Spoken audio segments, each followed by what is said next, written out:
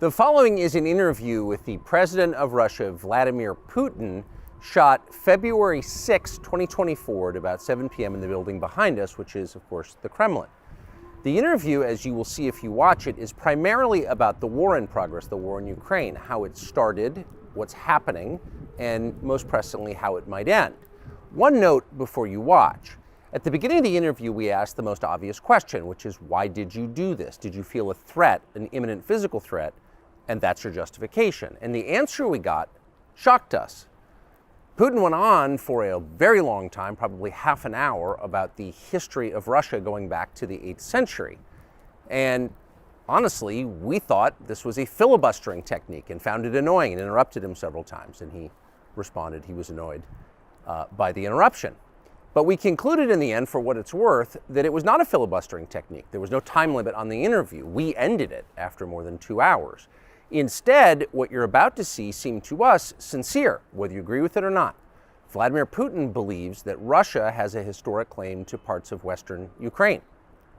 So our opinion would be to view it in that light, as a sincere expression of what he thinks. And with that, here it is. Mr. President, thank you. On February 22nd, 2022, you addressed your country in a nationwide address when the conflict in Ukraine started. And you said that you were acting because you had come to the conclusion that the United States, through NATO, might initiate a, quote, surprise attack on our country. And to American ears, that sounds paranoid. Tell us why you believe the United States might strike Russia out of the blue. How did you conclude that? It's not that America, the United States, was going to launch a surprise strike on Russia. I didn't say that. Are we having a talk show or a serious conversation? Here's the quote. Thank you. It's a formidable, serious talk. Because your basic education is in history, as far as I understand. Yes. So if you don't mind, I will take only 30 seconds or 1 minute to give you a short reference to history for giving you a little historical background. Please. Let's look where our relationship with Ukraine started from. Where did Ukraine come from? The Russian state started gathering itself as a centralized statehood, and it is considered to be the year of the establishment of the Russian state in 862, when the townspeople of Novgorod invited a Varangian prince, Rurik, from Scandinavia to reign. In 1862, Russia celebrated the 1000th anniversary of its statehood. And in Novgorod, there is a memorial dedicated to the 1000th anniversary of the country. In 882, Rurik's successor, Prince Oleg, who was actually playing the role of regent at Rurik's younger son, because Rurik had died by that time, came to Kiev.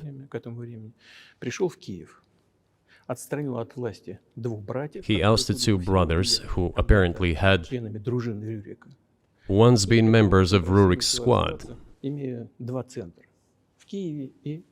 So Russia began to develop with two centers of power, Kiev and Novgorod. The next very significant date in the history of Russia was 988.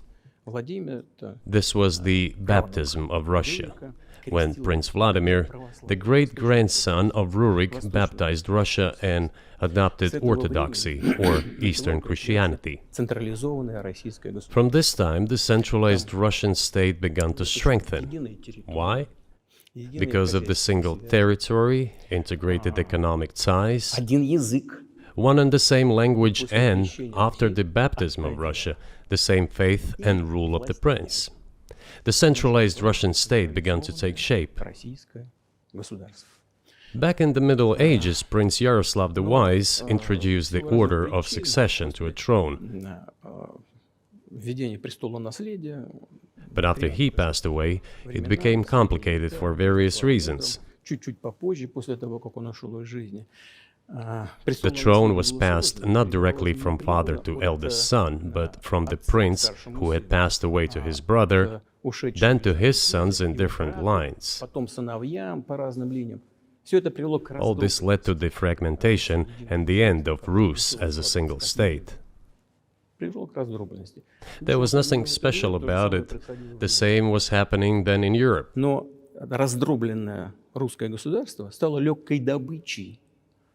But the fragmented Russian state became an easy prey to the empire created earlier by Genghis Khan. His successors, namely Batu Khan, came to Rus, plundered and ruined nearly all the cities. The southern part, including Kiev, by the way, and some other cities, simply lost independence, while northern cities preserved some of their sovereignty. They had to pay tribute to the horde, but they managed to preserve some part of their sovereignty. And then a unified Russian state began to take shape with its center in Moscow. The southern part of Russian lands, including Kiev, began to gradually gravitate towards another magnet, the center that was emerging in Europe. This was the Grand Duchy of Lithuania. It was even called the Lithuanian-Russian Duchy, because Russians were a significant part of this population. They spoke the old Russian language and were Orthodox.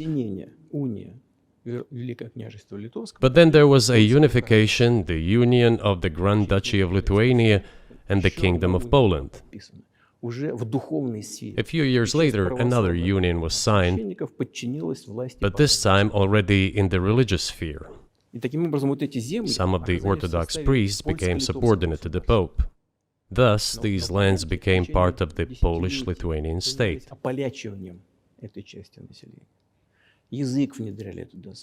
During decades, the Poles were engaged in Polonization of this part of the population. They introduced their language there, tried to entrench the idea that this population was not exactly Russians, that because they lived on the fringe, they were Ukrainians.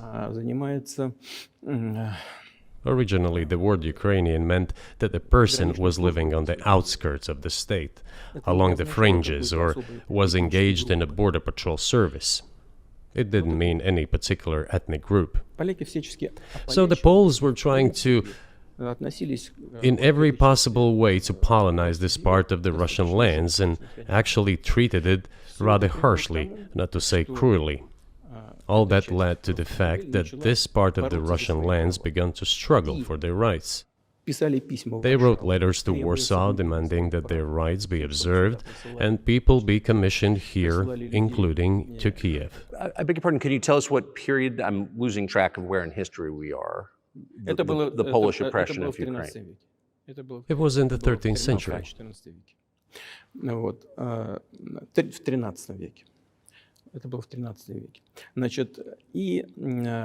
Now I will tell you what happened later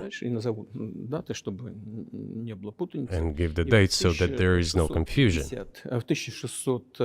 And in 1654, even a bit earlier, the people who were in control of the authority over that part of the Russian lands addressed Warsaw, I repeat, demanding that they send them to rulers of Russian origin and Orthodox faith. When Warsaw did not answer them, and in fact rejected their demands, they turned to Moscow, so that Moscow took them away. So that you don't think that I'm inventing things, I'll give you these documents. Well, it doesn't sound like you're inventing it. I'm not sure why it's relevant to what happened 2 years ago. But still, these are documents from the archives, copies.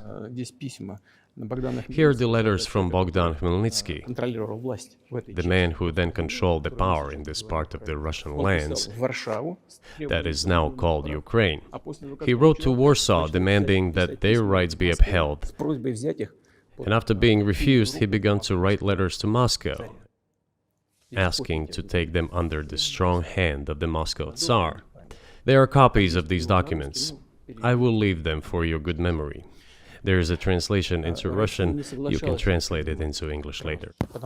Russia would not agree to admit them straight away, assuming that the war with Poland would start. Nevertheless, in 1654, the Pan-Russian Assembly of top clergy and landowners, headed by the Tsar, which was the representative body of the power of the old Russian state, decided to include a part of the old Russian lands into Moscow Kingdom.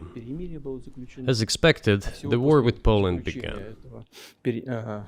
It lasted 13 years, and then in 1654, a truce was concluded. And 32 years later, I think, a peace treaty with Poland, which they called Eternal Peace, was signed. And these lands, the whole left bank of Dnieper, including Kiev, went to Russia. And the whole right bank of Dnieper remained in Poland.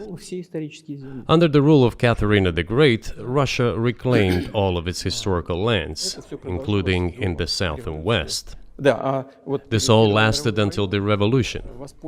Before World War I, Austrian General Staff relied on the ideas of Ukrainianization and started actively promoting the ideas of Ukraine and the Ukrainianization.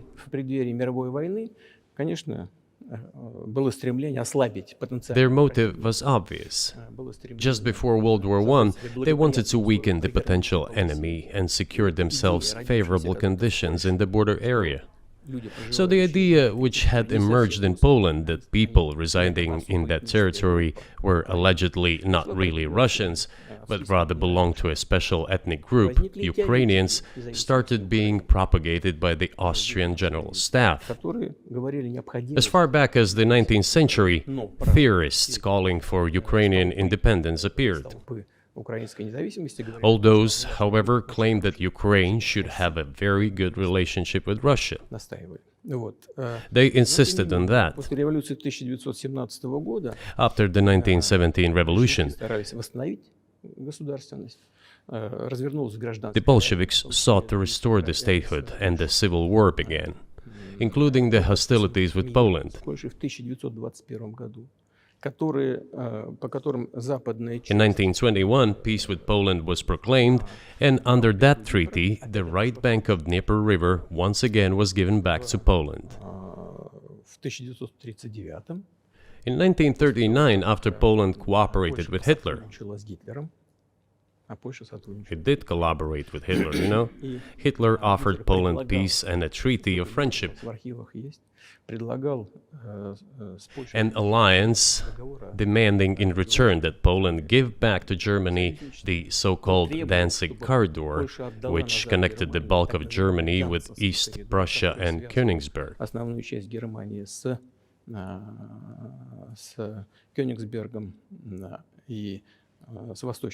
After World War I, this territory was transferred to Poland, and instead of Danzig, a city of Gdansk emerged. Hitler asked them to give it amicably, but they refused. Of course. Still, they collaborated with Hitler and engaged together in the partitioning of Czechoslovakia. But may I ask you, you're making the case that Ukraine, certainly parts of Ukraine, Eastern Ukraine, is in effect Russia, has been for hundreds of years. Why wouldn't you just take it when you became president 24 years ago? You have nuclear weapons, they don't. If it's actually your land, why did you wait so long? Sure. I'll tell you. I'm coming to that. This briefing is coming to an end. It might be boring, but it explains many things. I just don't know how it's relevant. Good. Good. I'm so gratified that you appreciate that. Thank you.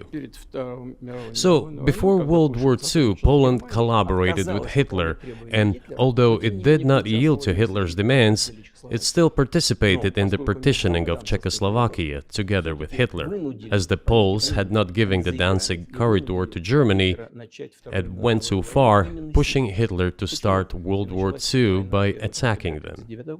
Why was it Poland against whom the war started on 1st September 1939? Poland turned out to be uncompromising, and Hitler had nothing to do but start implementing his plans with Poland.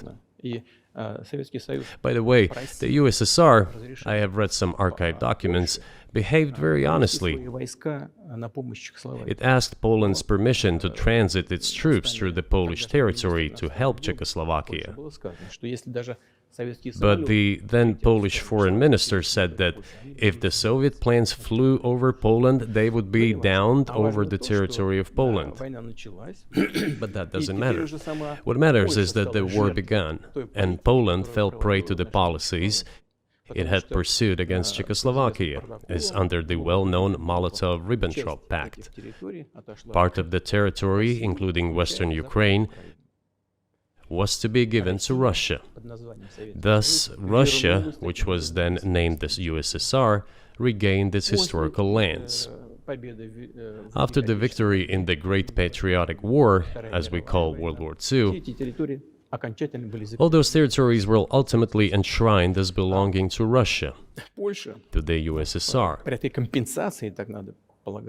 As for Poland, it received, apparently in compensation, the lands which had originally been German.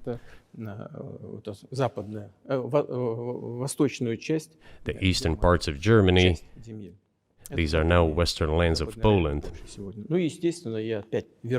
Of course, Poland regained access to the Baltic Sea and Danzig, which was once again given its Polish name. So this was how this situation developed. In 1922, when the USSR was being established, the Bolsheviks started building the USSR and established the Soviet Ukraine, which had never existed before. Right.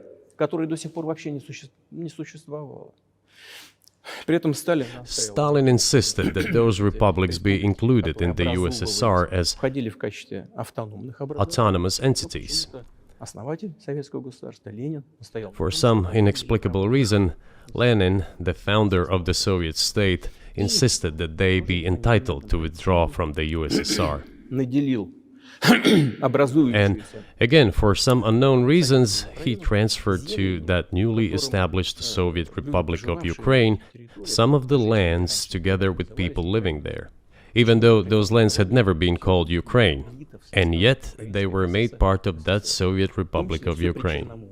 Those lands included the Black Sea region, which was received under Catherine the Great, and which had no historical connection with Ukraine whatsoever. Even if we go as far back as 1654, when these lands returned to Russian Empire, that territory was the size of 3 to 4 regions of modern Ukraine, with no Black Sea region. That was completely out of the question. In 1654. Exactly. You obviously have encyclopedic knowledge of this region, but why didn't you make this case for the first 22 years as president that Ukraine wasn't a real country?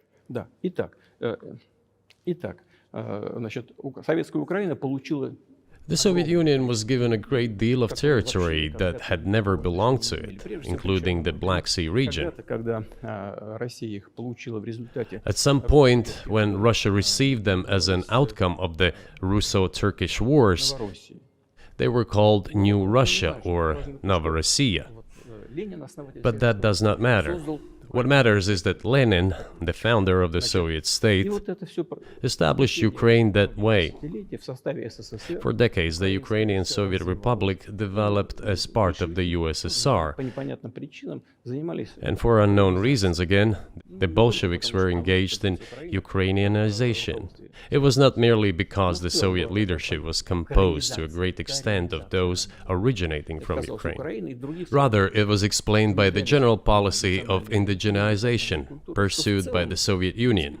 Same things were done in other Soviet republics. This involved promoting national languages and national cultures, which is not a bad in principle.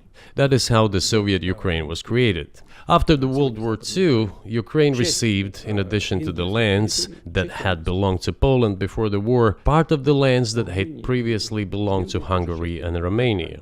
So Romania and Hungary had some of their lands taken away and given to the Soviet Ukraine, and they still remain part of Ukraine. So in this sense, we have every reason to affirm that Ukraine is an artificial state that was shaped at Stalin's will. Do you believe Hungary has a right to take its land back from Ukraine, and that other nations have a right to go back to their 1654 borders?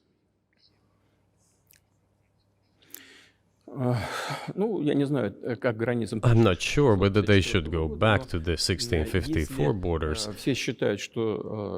But given Stalin's time, so-called Stalin's regime, which, as many claim, saw numerous violations of human rights and violations of the rights of other states,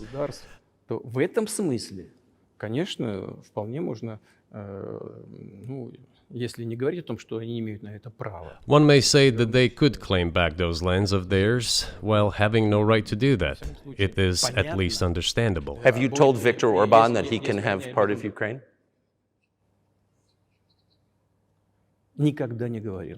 Never. I have never told him, not a single time. We have not even had any conversation on that, but I actually know for sure that Hungarians who live there wanted to get back to their historical land. Moreover, I would like to share a very interesting story with you. I digress, it's a personal one.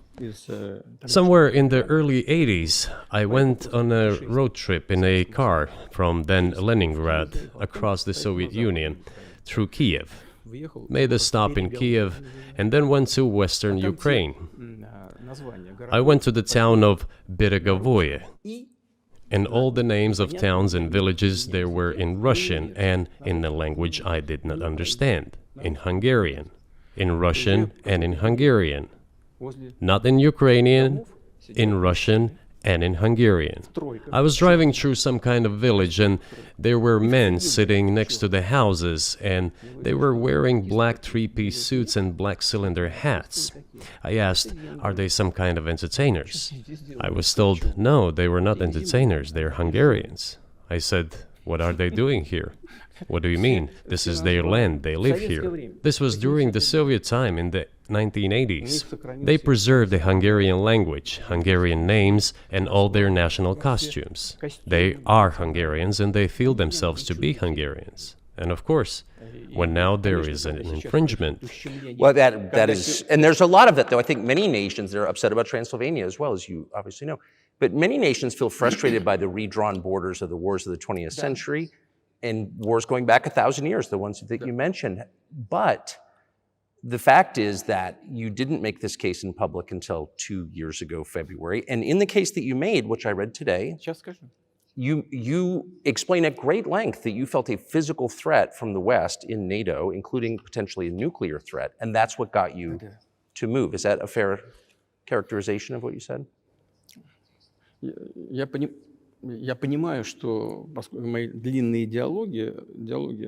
I understand that my long speeches probably fall outside of the genre of the interview. That is why I asked you at the beginning, are we going to have a serious talk or a show? You said a serious talk, so bear with me, please. We're coming to the point where the Soviet Ukraine was established. Then, in 1991, the Soviet Union collapsed, and everything that Russia had generously bestowed on Ukraine was dragged away by the latter. I'm coming to a very important point of today's agenda. Thank you. After all, the collapse of the Soviet Union was effectively initiated by the Russian leadership. I do not understand what the Russian leadership was guided by at the time, but I suspect there were several reasons to think everything would be fine.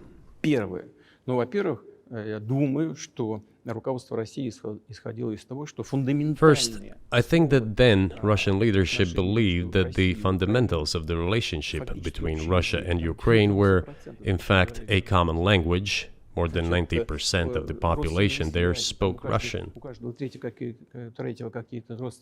Family ties. Every third person there had some kind of family or friendship ties. Common culture, common history. Finally, common faith, coexistence with a single state for centuries, and deeply interconnected economies. All of these were so fundamental. All these elements together make our good relationships inevitable. The second point is a very important one. I want you, as an American citizen, and your viewers to hear about this as well. The former Russian leadership assumed that the Soviet Union had ceased to exist, and therefore there were no longer any ideological dividing lines. Russia even agreed voluntarily and proactively to the collapse of the Soviet Union, and believed that this would be understood by the so-called civilized West as an invitation for cooperation and association. That is what Russia was expecting, both from the United States and the so-called collective West as a whole. There were smart people, including in Germany, Egon Bahr, a major politician of the Social Democratic Party, who insisted in his personal conversations with the Soviet leadership on the brink of the collapse of the Soviet Union that a new security system should be established in Europe. Help should be given to unify Germany, but a new system should be also established to include the United States, Canada, Russia, and other Central European countries. Yes. But NATO needs not to expand. That's what he said. If NATO expands, everything would be just the same as during the Cold War, only closer to Russia's borders. That's all. He was a wise old man, but no one listened to him. In fact, he got angry once. If, he said, you don't listen to me, I'm never setting my foot in Moscow once again. Everything happened just as he had said. Well, of course, it did come true, and you've mentioned this many times. I think it's a fair point, and many in America thought that relations between Russia and the United States would be fine with the collapse of the Soviet Union and the end of the Cold War, that the opposite happened. But you've never explained why you think that happened, except to say that the West fears a strong Russia, but we have a strong China the West does not seem very afraid of. What about Russia, do you think, convinced policymakers they had to take it down? The West is afraid of strong China more than it fears a strong Russia, because Russia has 150 million people and China has 1.5 billion population, and its economy is growing by leaps and bounds, or 5% a year. It used to be even more. But that's enough for China. As Bismarck once put it, potentials are the most important. China's potential is enormous. It is the biggest economy in the world today in terms of purchasing power parity and the size of the economy. It has already overtaken the United States quite a long time ago, and it is growing at a rapid clip. Let's not talk about who is afraid of whom. Let's not reason in such terms. And let's get into the fact that after 1991, when Russia expected that it would be welcomed into the brotherly family of civilized nations, nothing like this happened. You tricked us. I don't mean you personally when I say you. Of course, I'm talking about the United States. The promise was that NATO would not expand eastward, but it happened 5 times. There were 5 waves of expansion. We tolerated all that. We were trying to persuade them. We were saying, please don't. We are as bourgeois now as you are. We are market economy and there is no communist party power. Let's negotiate. Moreover, I have also said this publicly before. There was a moment when a certain rift started growing between us. Before that, Yeltsin came to the United States. Remember, he spoke in Congress and said the good words, God bless America. Everything he said were signals. Let us in. Remember the developments in Yugoslavia before the Yeltsin was lavished with praise? As soon as the developments in Yugoslavia started, he raised his voice in support of Serbs, and we couldn't but raise our voices for Serbs in their defense. I understand that there were complex processes underway there, I do, but Russia could not help raising its voice in support of Serbs, because Serbs are also a special and close to us nation, with Orthodox culture and so on. It's a nation that has suffered so much for generations. Well, regardless, what is important is that Yeltsin expressed his support. What did the United States do? In violation of international law and the UN Charter, it started bombing Belgrade. It was the United States that let the genie out of the bottle. Moreover, when Russia protested and expressed its resentment, what was said? The UN Charter and international law have become obsolete. Now everyone invokes international law, but at that time they started saying that everything was outdated. Everything had to be changed. Indeed, some things need to be changed, as the balance of power has changed. It's true, but not in this manner. Yeltsin was immediately dragged through the mud, accused of alcoholism, of understanding nothing, of knowing nothing. He understood everything, I assure you. Well, I became president in 2000. I thought, okay, the Yugoslav issue is over, but we should try to restore relations. Let's reopen the door that Russia had tried to go through. And moreover, I said it publicly, I can reiterate.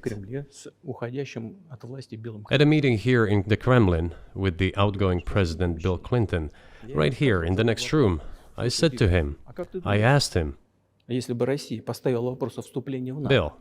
do you think if Russia asked to join NATO, do you think it would happen? Suddenly he said, you know, it's interesting. I think so. But in the evening, when we met for dinner, he said, you know, I've talked to my team. No, it's not possible now. You can ask him. I think he will watch our interview, he'll confirm it. I wouldn't have said anything like that if it hadn't happened. Okay, were you sincere? It's impossible now. Would you have joined NATO? Look, I asked the question, is it possible or not? And the answer I got was no. If I was insincere in my desire to find out what the leadership position was... But if he had said yes, would you have joined NATO? If he had said yes, the process of rapprochement would have commenced, and eventually it might have happened, if we had seen some sincere wish on the other side of our partners. But it didn't happen. Well, no means no. Okay, fine. Why do you think that is? Just to get to motive, I know you're clearly bitter about it, I understand, but why do you think the West rebuffed you then? Why the hostility? Why did the end of the Cold War not fix the relationship? What motivates this from your point of view? You said I was bitter about the answer. No, it's not bitterness. It's just a statement of fact. We're not bride and groom, bitterness, resentment. It's not about those kind of matters in such circumstances. We just realized we weren't welcome there, that's all. Okay, fine. But let's build relations in another manner. Let's look for common ground elsewhere. Why we received such a negative response, you should ask your leaders. I can only guess why. Too big a country with its own opinion and so on. And the United States, I've seen how issues are being resolved in NATO. I will give you another example now concerning Ukraine. The US leadership exerts pressure, and all NATO members obediently vote, even if they do not like something. Now, I'll tell you what happened in this regard with Ukraine in 2008, although it's being discussed. I'm not going to open a secret to you, say anything new. Nevertheless, after that we tried to build relations in different ways. For example, the events in the Middle East, in Iraq. We were building relations with the United States in a very soft, prudent, cautious manner. I repeatedly raised the issue that the United States should not support separatism or terrorism in the North Caucasus. But they continue to do it anyway. and political support, information support, financial support, even military support came from the United States and its satellites for terrorist groups in the Caucasus. I once raised this issue with my colleague, also the President of the United States. He says, "It's impossible. Do you have proof?" I said, "Yes." I was prepared for this conversation, and I gave him that proof. He looked at it, and you know what he said? "I apologize, but that's what happened." I'll quote. He says, "Well, I'm gonna kick their ass." We waited and waited for some response. There was no reply. I said to the FSB director, "Write to the CIA, what is the result of the conversation with President?" He wrote once, twice, and then we got a reply. We have the answer in the archive. The CIA replied, "We have been working with the opposition in Russia. We believe that this is the right thing to do, and we will keep on doing it." Just ridiculous. Well, okay. We realized that it was out of the question.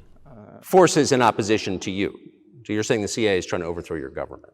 Ну, конечно, имелось в виду в данном случае. Of course, they meant in that particular case the separatists, the terrorists who fought with us in the Caucasus. Они их называли.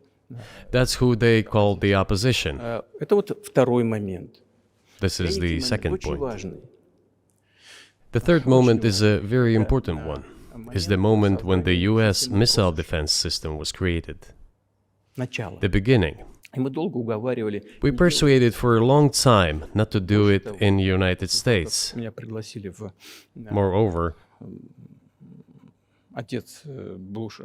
after was invited by Bush Jr.'s father, Bush Sr., to visit his place on the ocean, Там состоялась очень серьезная беседа, I had a very serious conversation with President Bush and his team. чтобы I proposed that the United States, Russia, and Europe jointly create a missile defense system that, we believe, как мы считаем, if created unilaterally, threatens our security, despite the fact that the United States officially said that it was being created against missile threats from Iran.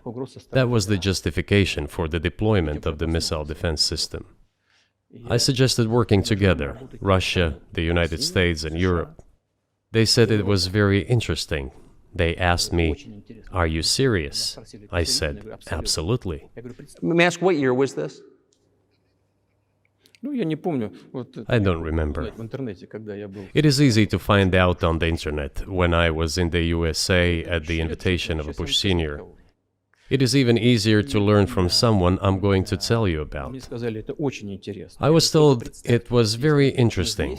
I said, just imagine if we could tackle such a global strategic security challenge together. The world will change. We'll probably have disputes, probably economic and even political ones, but we could drastically change the situation in the world. He says yes, and asks, "Are you serious?" I said, "Of course. We need to think about it," I'm told. Вот в этот кабинет. I said, "Go ahead, please." Then Secretary of Defense Gates, former director of CIA, and Secretary of State Rice came in here, in this cabinet, right here at this table. They sat on this table. Me, the foreign minister, the Russian defense minister on that side. Министр обороны. They said to me, Они мне "Yes, we have thought about it. We agree." I said, "Thank God, great, Но but with some exceptions." So twice you've described US presidents making decisions and then being undercut by their agency heads. So it sounds like you're describing a system that's not run by the people who were elected, in your telling. именно так. That's right, В конечном that's right. итоге нас послали подальше. Я не буду. In the end, they just told us to get lost.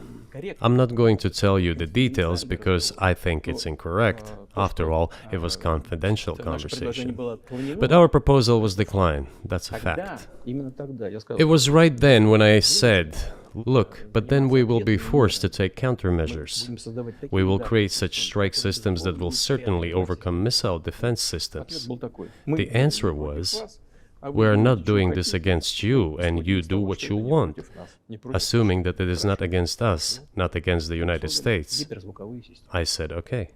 Very well.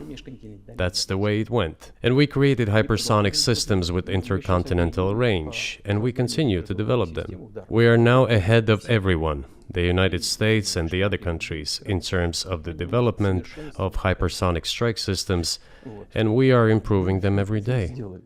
But it wasn't us.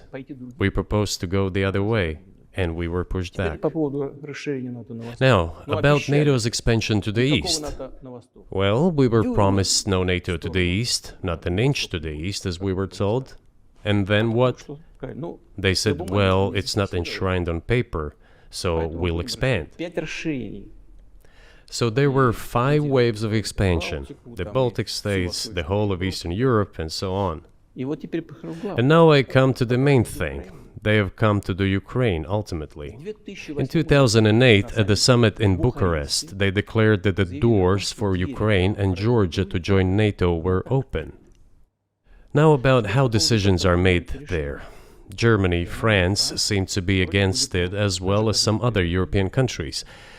But then, as it turned out later, President Bush, and he's such a tough guy, a tough politician, as I was told later, he exerted pressure on us and we had to agree. It's ridiculous, it's like kindergarten. Where are the guarantees? What kindergarten is this? What kind of people are these? Who are they? You see, they were pressed, they agreed. And then they say, Ukraine won't be in the NATO, you know? I say, I don't know. I know you agreed in 2008. Why won't you agree in the future? Well, they pressed us then. I say, why won't they press you tomorrow? And you'll agree again. Well, it's nonsensical. Who's there to talk to? I just don't understand. We're ready to talk. But with whom? Where are the guarantees? None. So they started to develop the territory of Ukraine.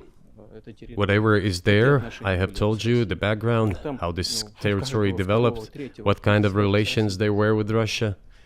Every second or third person there has always had some ties with Russia. And during the elections, in already independent, sovereign Ukraine, which gained its independence as a result of the Declaration of Independence, and by the way, it says that Ukraine is a neutral state, and in 2008, suddenly the doors or gates to NATO were open to it. Oh, come on. This is not how we agreed. Now, all the presidents that have come to power in Ukraine, they relied on electorate with a good attitude to Russia in one way or the other. This is the southeast of Ukraine. This is a large number of people. And it was very difficult to dissuade this electorate, which had a positive attitude towards Russia. Viktor Yanukovych came to power, and how? The first time he won after President Kuchma, they organized a third round, which is not provided for in the constitution of Ukraine. This is a coup d'etat. Just imagine, someone in the United States wouldn't like the outcome. In 2014? Before that. No, this was before that. After President Kuchma, Viktor Yanukovych won the elections. However, his opponents did not recognize that victory. The US supported the opposition, and the third round was scheduled. What is this? This is a coup. The US supported it, and the winner of the third round came to power. Imagine if in the US something was not to someone's liking, and the third round of election, which the US Constitution does not provide for, was organized. Nonetheless, it was done in Ukraine. Okay, Viktor Yushchenko, who was considered a pro-Western politician, came to power. Fine, we have built relations with him as well. He came to Moscow with visits. We visited Kiev. I visited too. We met in an informal setting. If he's pro-Western, so be it. It's fine. Let people do their job. The situation should have developed inside the independent Ukraine itself. As a result of Kuchma's leadership, things got worse and Viktor Yanukovych came to power after all. Maybe he wasn't the best president and politician, I don't know. I don't want to give assessments. However, the issue of the association with the EU came up. We have always been lenient to this. Suit yourself. But when we read through the Treaty of Association, it turned out to be a problem for us, since we had a free trade zone and open customs borders with Ukraine, which under this association had to open its borders for Europe, which could have led to flooding of our market. We said, no, this is not going to work. We shall close our borders with Ukraine then. The customs borders, that is. Yanukovych started to calculate how much Ukraine was going to gain, how much to lose, and said to his European partners, I need more time to think before signing. The moment he said that, the opposition began to take destructive steps which were supported by the West. It all came down to Maidan and a coup in Ukraine. So he did more trade with Russia than with the EU. Ukraine did. Of course. It's not even the matter of trade volume, although for the most part it is. It is the matter of cooperation ties, which the entire Ukrainian economy was based on. The cooperation ties between the enterprises were very close since the times of the Soviet Union. One enterprise there used to produce components to be assembled both in Russia and Ukraine, and vice versa. They used to be very close ties. A coup d'etat was committed, although I shall not delve into details now, as I find doing it inappropriate, the US told us. Calm Yanukovych down, and we will calm the opposition. Let the situation unfold in the scenario of a political settlement. We said, all right, agreed, let's do it this way. As the Americans requested, Yanukovych did use neither the armed forces nor the police, yet the armed opposition committed a coup in Kiev. What is that supposed to mean? Who do you think you are? I wanted to ask the then US leadership. With the backing of whom? With the backing of CIA, of course. The organization you wanted to join back in the day, as I understand. We should thank God they didn't let you in. Although, it is a serious organization. I understand. My former vis-a-vis in the sense that I served in the first main directorate, Soviet Union's intelligence service. They have always been our opponents. A job is a job. Technically, they did everything right. They achieved their goal of changing the government. However, from political standpoint, it was a colossal mistake. Surely it was political leadership's miscalculation. They should have seen what it would evolve into. So, in 2008, the doors of NATO were opened for Ukraine. In 2014, there was a coup. They started persecuting those who did not accept the coup, and it was indeed a coup. They created a threat to Crimea, which we had to take under our protection. They launched the war in Donbass in 2014 with the use of aircraft and artillery against civilians. This is when it all started. There is a video of aircraft attacking Donetsk from above. They launched a large-scale military operation, then another one. When they failed, they started to prepare the next one. All this against the background of military development of this territory and opening of NATO's doors. How could we not express concern over what was happening?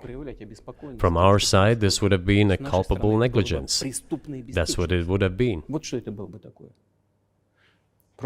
It's just that the US political leadership pushed us to the line we could not cross, because doing so could have ruined Russia itself. Besides, we could not leave our brothers in faith, in fact, a part of Russian people, in the face of this war machine. But that was 8 years before the current conflict started. So what was the trigger for you? What was the moment where you decided you had to do this?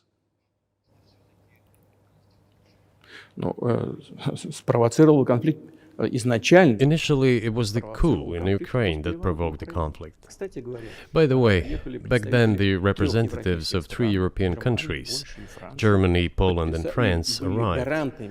They were the guarantors of the signed agreement between the government of Yanukovych and the opposition. подписи свои They поставили. signed it as guarantors. Несмотря на это, оппозиция Despite that, the opposition committed a Все эти coup, страны and сделали all вещи, these что они не countries помнят pretended о that том, they что они didn't remember that they were guarantors of the которую peaceful settlement. никто не вспоминает. They just threw it in Я the не знаю, stove right знают ли away, что-то and в nobody США recalls про that. этот договор между I don't know if the US know anything оппозицией. about the agreement between the opposition and the authorities, and its three guarantors who, instead of bringing this whole situation back in the political field, Хотя смысла в supported этом the не coup. было. Никакого. Although it was meaningless, believe me. Янукович совсем согласился. Because President Yanukovych agreed to all conditions, he was ready to hold an early election which he had no chance of winning, frankly speaking. Зачем, Господи, Everyone knew зачем that. жертва? Then why the Зачем coup? угрозы Why the для- victims? для- Why threatening Crimea? Зачем Why началась launching an operation in операция на Donbass? Донбассе? This I do Вот not этого я не understand. понимаю. Вот в That этом is exactly what the miscalculation is. CIA did its job to complete the coup. Один из замов I госсекретаря think one of the deputy secretaries of state said that it cost a large sum of money, almost 5 billion. Зачем? But the political mistake was colossal. Why would they have to do that? All this could have been done legally, without victims, without military action, without losing Crimea. We would have never considered to even lift a finger if it hadn't been for the bloody developments on Maidan. Because we agreed with the fact that after the collapse of the Soviet Union, our borders should be along the borders of former Union's republics. We agreed to that. But we never agreed to NATO's expansion, and moreover, we never agreed that Ukraine would be in NATO. Базы НАТО. Без всяких разговоров с нами. We did not agree to NATO bases there without any discussion with us. For decades, we kept asking, don't do this, don't do that.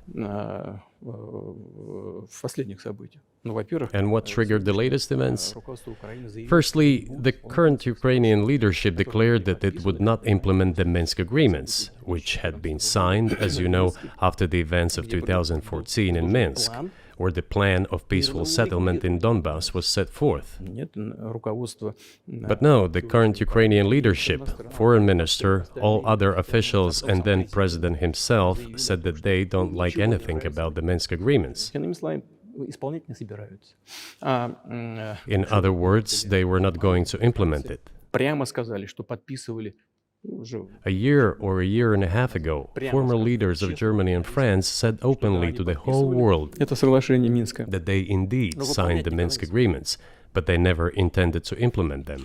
They simply led us by the nose. Was there anyone for you to talk to? Did you call a U.S. President's Secretary of State and say, if you keep militarizing Ukraine with NATO forces, this is going to be we're going to act? Мы постоянно об этом говорили. Мы постоянно об этом говорили. Мы обращались We talked about this all the time. We addressed the United States and European countries' leadership to stop these developments immediately, to implement the Minsk agreements. Frankly speaking, I didn't know how we were going to do this, but I was ready to implement them. These agreements were complicated for Ukraine. They included lots of elements of those Donbass territories' independence. That's true. However, I was absolutely confident, and I'm saying this to you now. I honestly believe that if we managed to convince the residents of Donbass, and we had to work hard to convince them to return to the Ukrainian statehood, then gradually the wounds would start to heal. When this part of territory reintegrated itself into common social environment, when the pensions and social benefits were paid again, all the pieces would gradually fall into place. No, nobody wanted that. Everybody wanted to resolve the issue by military force only. But we could not let that happen. And the situation got to the point when the Ukrainian side announced, no, we will not do anything. They also started preparing for military action. It was they who started the war in 2014. Our goal is to stop this war. And we did not start this war in 2022. This is an attempt to stop it. Do you think you've stopped it now? I mean, have you achieved your aims? No, we haven't achieved our aims yet, because one of them is denazification. This means the prohibition of all kinds of neo-Nazi movements. This is one of the problems that we discussed during the negotiation process, which ended in Istanbul early this year.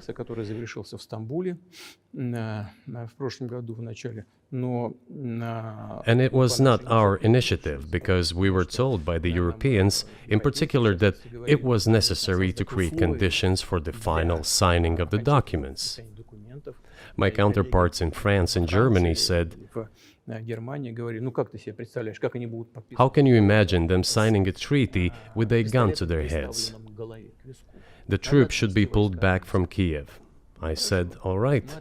We withdrew the troops from Kiev. As soon as we pulled back our troops from Kiev, our Ukrainian negotiators immediately threw all our agreements reached in Istanbul into the bin and got prepared for a long-standing armed confrontation with the help of the United States and its satellites in Europe. That is how the situation has developed, and that is how it looks now. But what is, pardon my ignorance, what is denazification? What would that mean? What is... Да, вот я как раз хочу сейчас об этом сказать. Это очень важный вопрос. Денацификация. That is what I want to talk about right now. It is a very important issue. Denazification. After gaining independence, Ukraine began to search, as some Western analysts say, its identity. And it came up with nothing better than to build this identity upon some false heroes who collaborated with Hitler.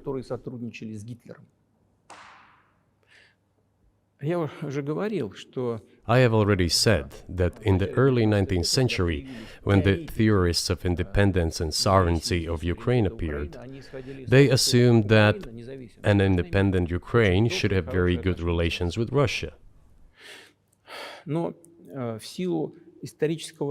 But due to the historical development, those territories were part of the Polish-Lithuanian Commonwealth. Poland, where Ukrainians were persecuted and treated quite brutally, as well as were subject to cruel behavior.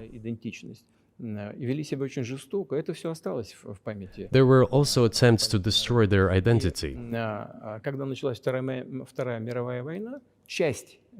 All this remained in the memory of the people. When World War II broke out, part of this extremely nationalist elite collaborated with Hitler, believing that he would bring them freedom.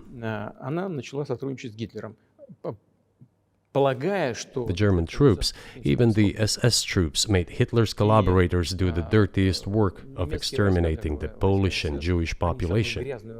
Hence this brutal massacre of the Polish and Jewish population, as well as the Russian population too.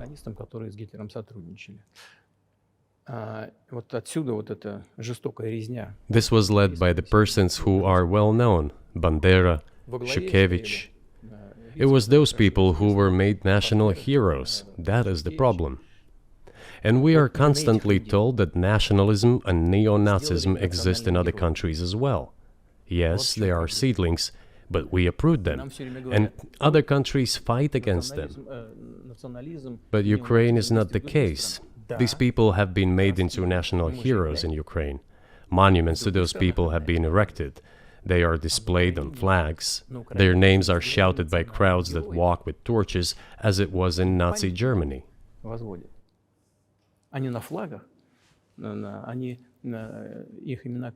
These were people who exterminated Poles, Jews, and Russians. It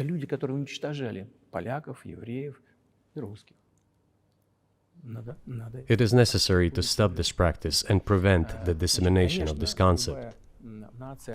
I say that Ukrainians are part of the one Russian people. They say, no, we are a separate people. Okay, fine.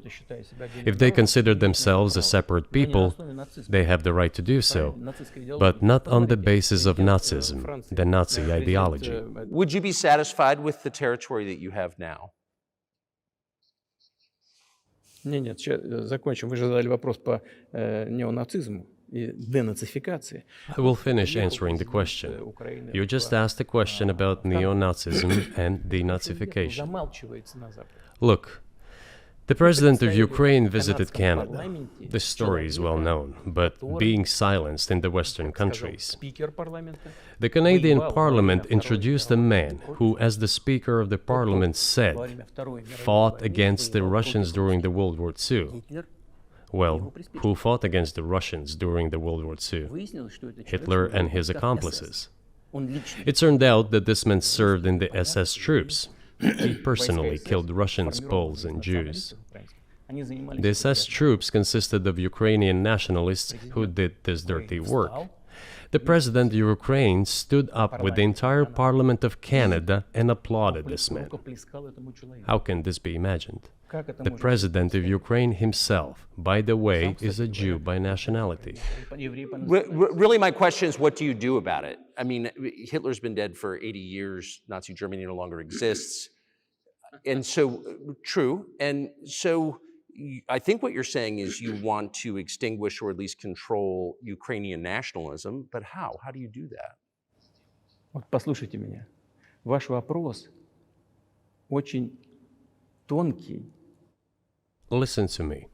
Your question is very Можно я subtle, скажу, как я думаю? and I can tell you what I think. Do not take offense. Of course. Он, казалось бы, тонкий, он очень противный, этот вопрос. This question appears to be subtle. It is quite pesky. Значит, You say Hitler has been dead for so many years, люди, которые 80 years. уничтожали But his евреев, example русских и lives on. поляков, живы. People who exterminated И Jews, президент, Russians, and действующий Poles are президент alive. сегодняшней Украины And the аплодирует president, ему the в current канадском president of парламенте, today's Ukraine, аплодирует applauds him стоя. in the Canadian parliament, Поэтому gives можно a сказать, что standing мы ovation. целиком выкорчевали Can we эту say that идеологию, we have если completely то, что мы uprooted видим, this происходит ideology сегодня, if what we see is вот что happening такое today? денацификация в нашем That is what Надо denazification избавиться от is тех in людей, our которые, understanding. эту We have to get rid of those people who теорию, maintain практику this concept and support this оставляют в practice жизни and и try to стараются preserve it. сохранить.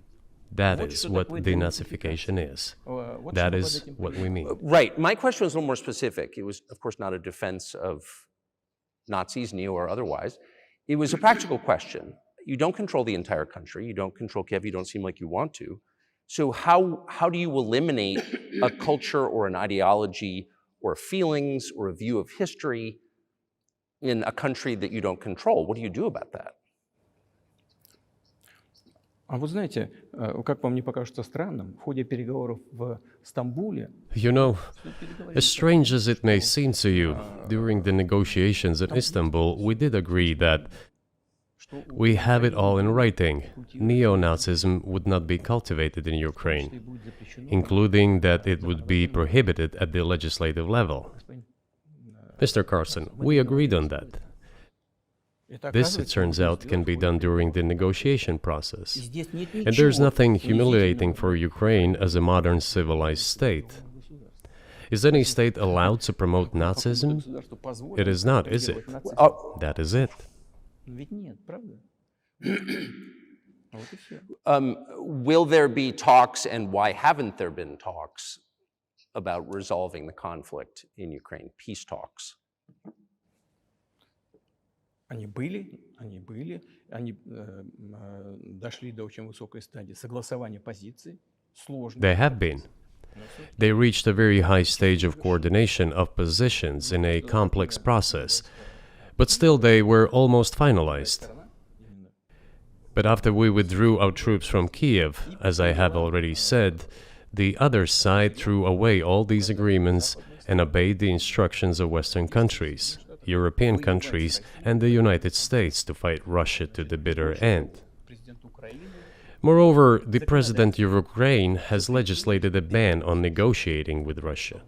He signed a decree forbidding everyone to negotiate with Russia.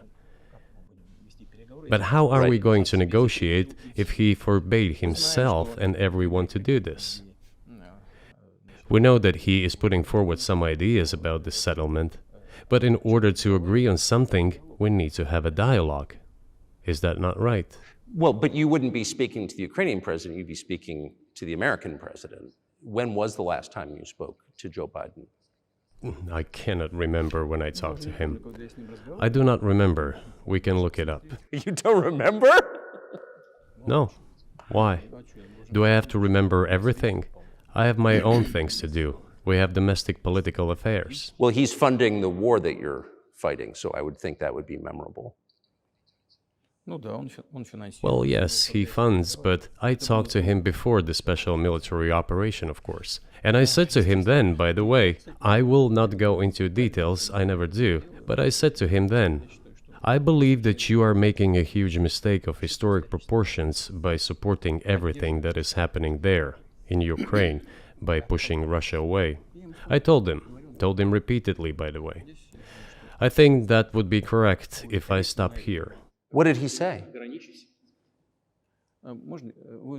Ask him, please. It is easier for you. You are a citizen of the United States. Go and ask him.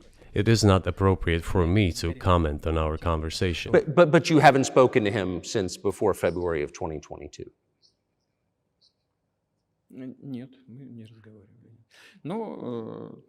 No, we haven't spoken.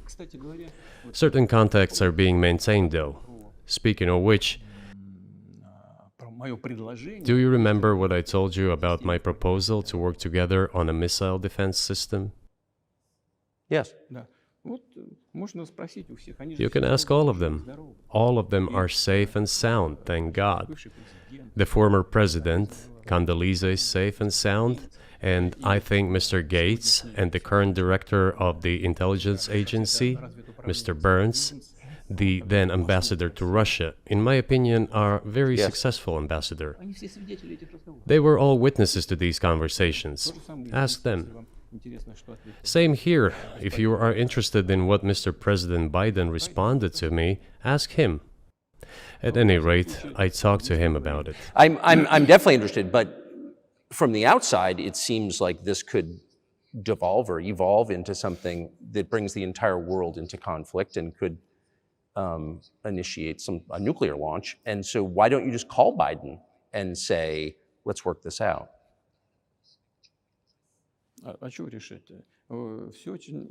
What's there to work out? It's very simple. I repeat, we have contacts through various agencies. I will tell you what we are saying on this matter and what we are conveying to the US leadership. If you really want to stop fighting, you need to stop supplying weapons. It will be over within a few weeks. That's it. And then we can agree on some terms. Before you do that, stop. What's easier? Why would I call him? What should I talk to him about? Or beg him for what? And what messages do you get back? You're going to deliver such and such weapons to Ukraine? Oh, I'm afraid, please don't. What is there to talk about? Do you think NATO is worried about this becoming a global war or a nuclear conflict? At least that's what they're talking about. And they're trying to intimidate their own population with an imaginary Russian threat. This is an obvious fact. And thinking people, not Philistines, but thinking people, analysts, those who are engaged in real politics, just smart people, understand perfectly well that this is a fake. They're trying to fuel the Russian threat. The threat I think you're referring to is a Russian invasion of Poland, Latvia, expansionist behavior. Can you imagine a scenario where you sent Russian troops to Poland?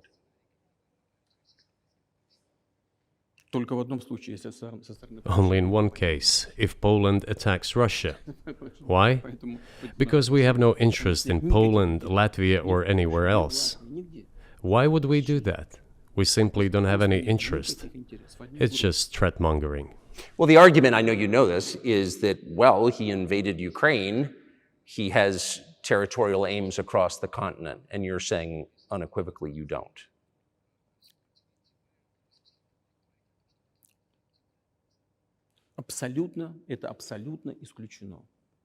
It is absolutely out of the question.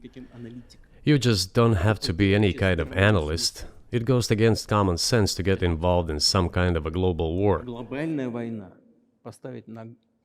And a global war will bring all humanity to the brink of destruction. It's obvious. There are certainly means of deterrence. They have been scaring everyone with us all along. Tomorrow Russia will use tactical nuclear weapons. Tomorrow Russia will use that. No, the day after tomorrow. So what? In order to extort additional money from US taxpayers and European taxpayers in the confrontation with Russia in the Ukrainian theater of war. The goal is to weaken Russia as much as possible. One of our senior United States senators from the state of New York, Chuck Schumer, said yesterday, I believe, that we have to continue to fund the Ukrainian effort or U.S. soldiers, citizens could wind up fighting there. How do you assess that?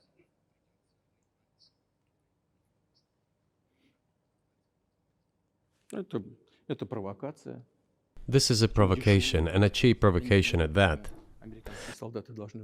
I do not understand why American soldiers should fight in Ukraine. There are mercenaries from the United States there. The bigger number of mercenaries comes from Poland, with mercenaries from the United States in second place and mercenaries from Georgia in third place. Well, if somebody has the desire to send regular troops, that would certainly bring humanity to the brink of very serious global conflict. This is obvious. Do the United States need this? What for? Thousands of miles away from your national territory. Don't you have anything better to do? You have issues on the border, issues with migration, issues with the national debt, more than $33 trillion. You have nothing better to do, so you should fight in Ukraine? Wouldn't it be better to negotiate with Russia? Make an agreement, already understanding the situation that is developing today, realizing that Russia will fight for its interests to the end? And realizing this, actually return to common sense, start respecting our country and its interests, and look for certain solutions. It seems to me that this is much smarter and more rational. Who blew up Nord Stream? You for sure. I was busy that day. Nate, do you have I did not blow up Nord Stream. Thank you, though. You personally may have an alibi, but the CIA has no such alibi. Do you have evidence that NATO or the CIA did it?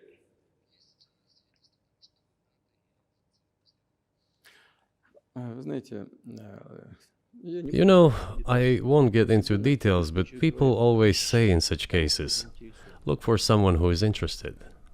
But in this case, we should not only look for someone who is interested, but also for someone who has capabilities.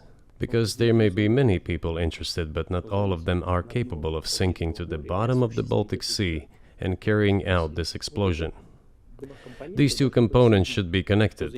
Who is interested and who is capable of doing it? But I'm confused. I mean, that's the biggest act of industrial terrorism ever, and it's the largest emission of CO2 in history. Okay, so if you had evidence, and presumably given your security services, your intel services, you would, that NATO, the US, CIA, the West, did this, why wouldn't you present it and win a propaganda victory?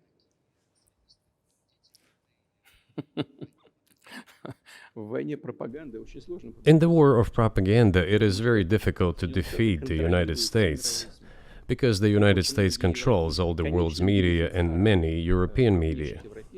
The ultimate beneficiary of the biggest European media are American financial institutions. Don't you know that? So it is possible to get involved in this work, but it is cost prohibitive, so to speak. We can simply shine the spotlight on our sources of information, and we will not achieve results. It is clear to the whole world what happened, and even American analysts talk about it directly. It's true. Yes, but here's a question you may be able to answer. You worked in Germany, famously. The Germans clearly know that their NATO partner did this, and it damaged their economy greatly. It may never recover. Why are they being silent about it? That's very confusing to me. Why wouldn't the Germans say something about it? Ну, меня это тоже удивляет. This also confuses me. But today's German leadership is guided by the interests of the collective West rather than its national interests. Otherwise, it is difficult to explain the logic of their action or inaction. After all, it is not only about Nord Stream 1, which was blown up, and the Nord Stream 2 was damaged, but one pipe is safe and sound and gas can be supplied to Europe through it. But Germany does not open it. We are ready, please. There's another route through Poland called Yamal Europe, which also allows for large flow. Poland has closed it, but Poland packs from the German hand. It receives money from the pan-European funds, and Germany is the main donor to these pan-European funds.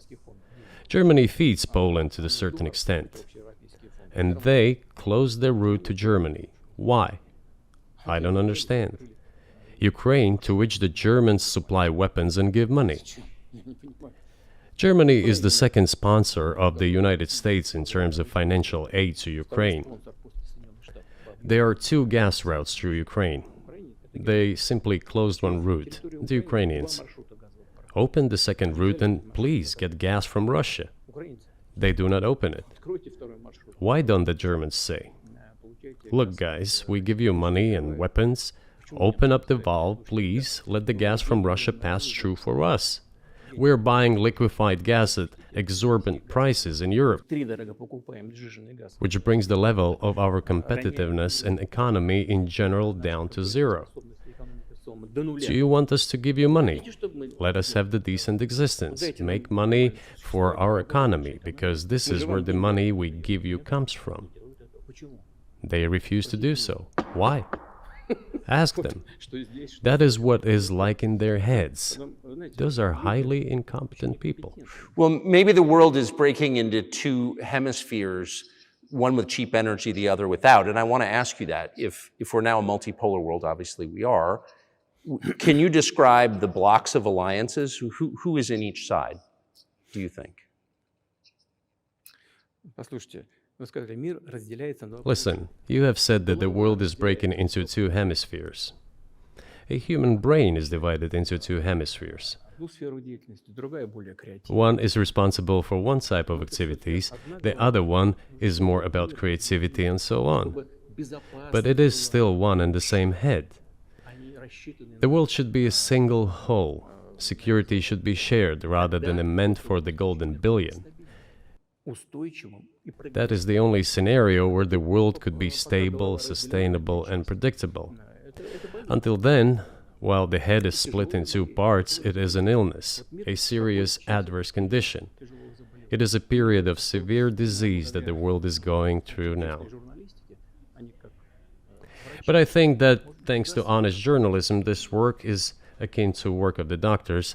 This could somehow be remedied. Well, let's just give one example, the US dollar, which has kind of united the world in a lot of ways, maybe not to your advantage, but certainly to ours. Is that going away as the reserve currency, the universally accepted currency? How have sanctions, do you think, changed the dollar's place in the world?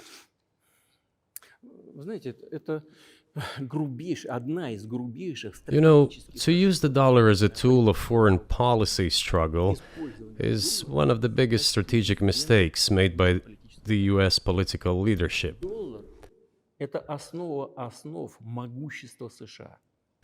The dollar is the cornerstone of the United States power. I think everyone understands very well that no matter how many dollars are printed, they are quickly dispersed all over the world.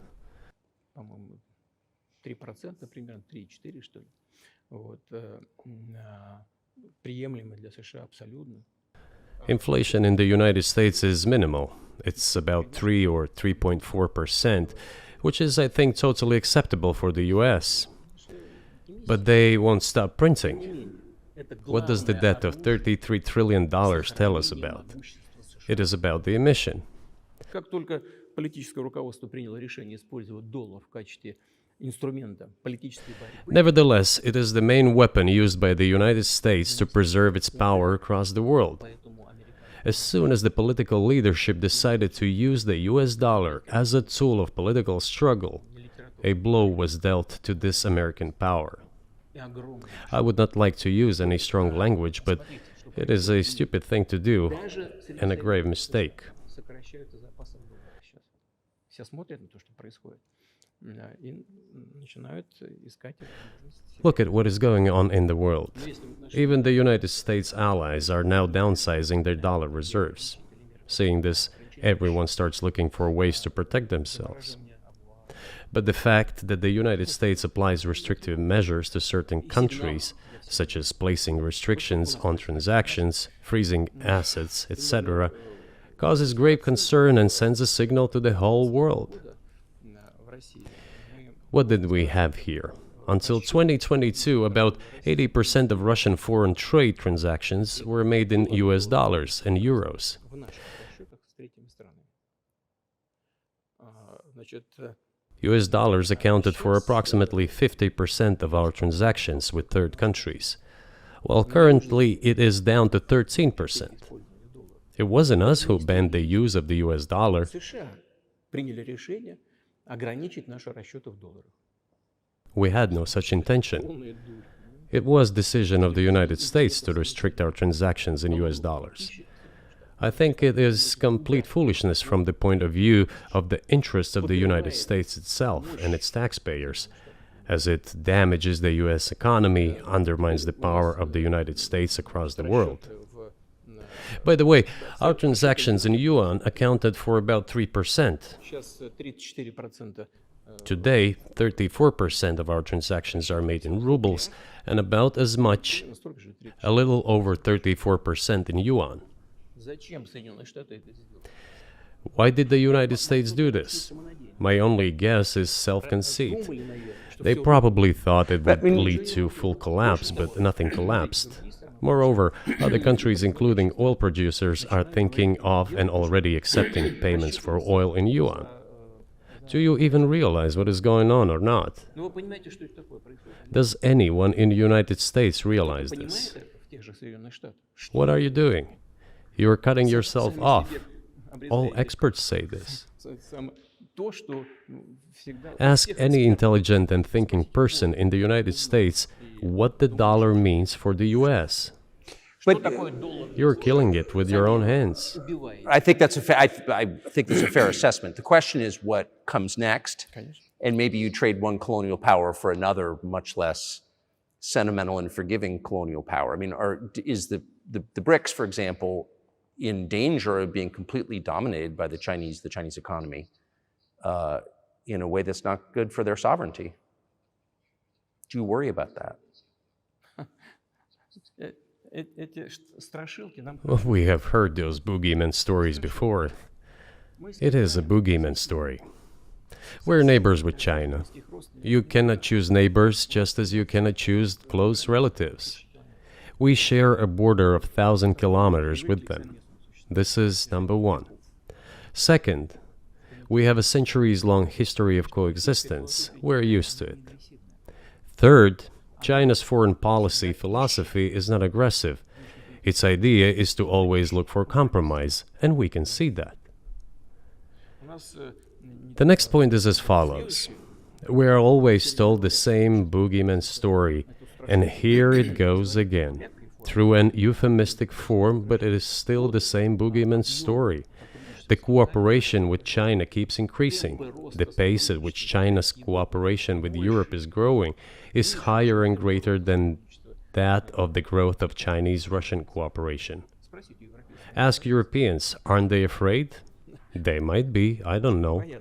But they are still trying to access China's market at all costs, especially now that they are facing economic problems. и китайские. Chinese businesses are also exploring the European market.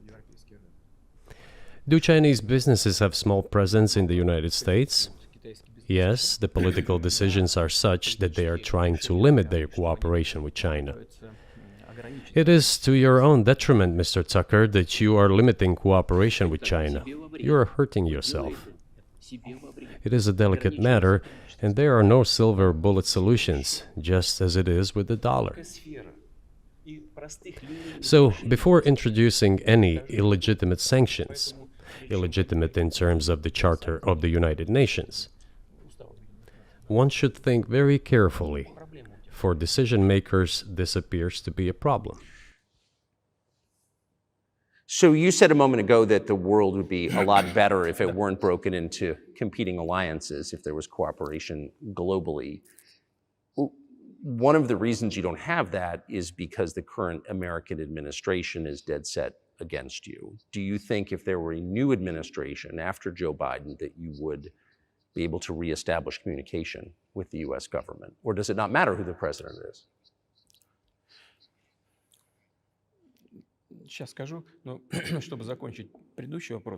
I will tell you, but let me finish the previous thought.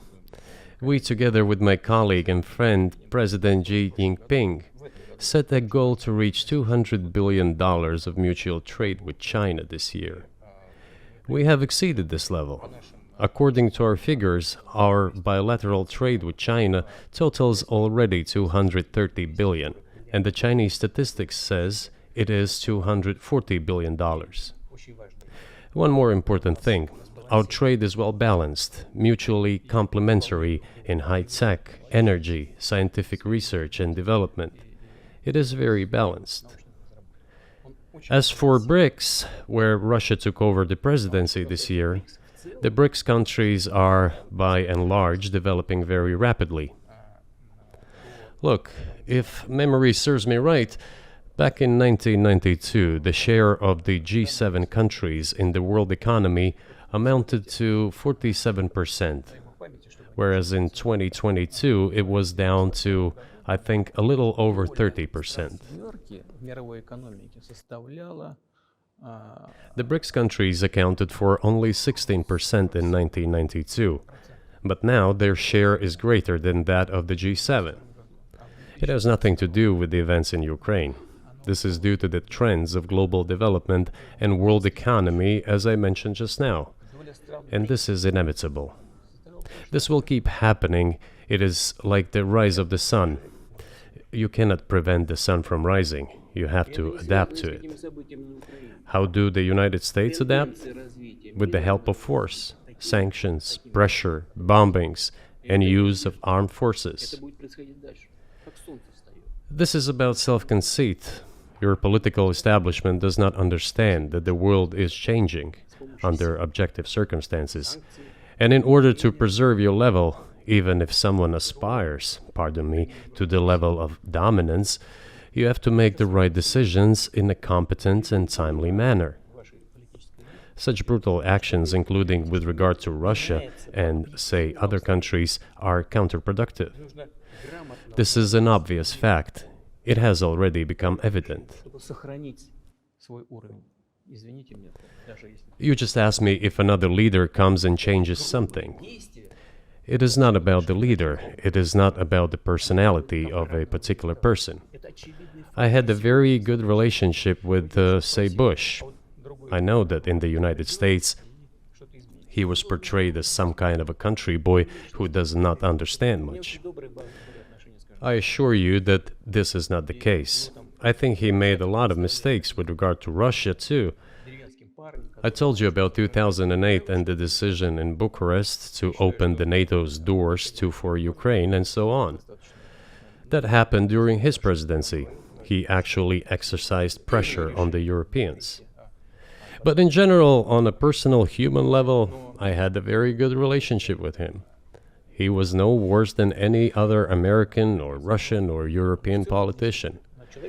I assure you, he understood what he was doing as well as others. I had such personal relationship with Trump as well.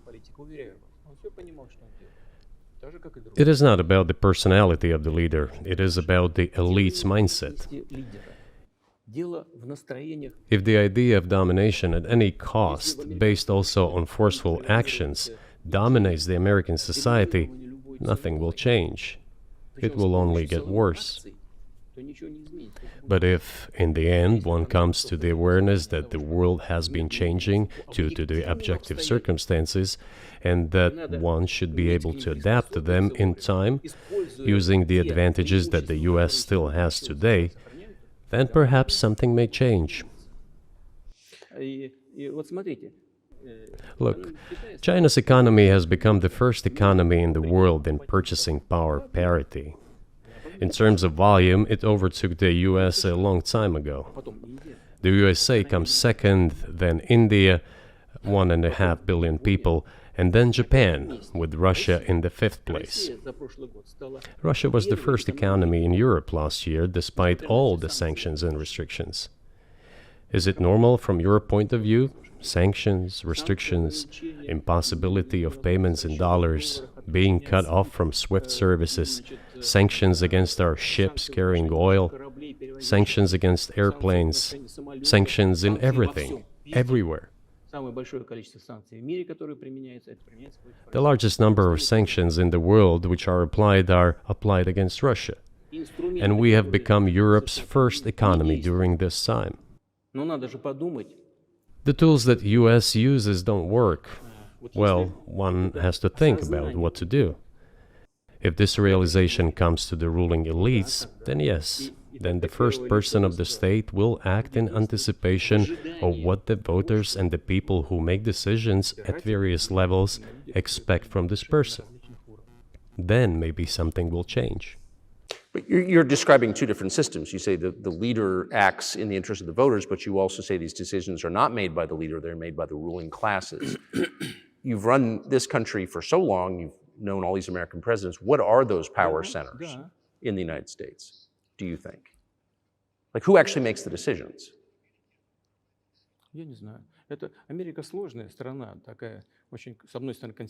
I don't know. America is a complex country, conservative on one hand, rapidly changing on the other. It's not easy for us to sort it all out.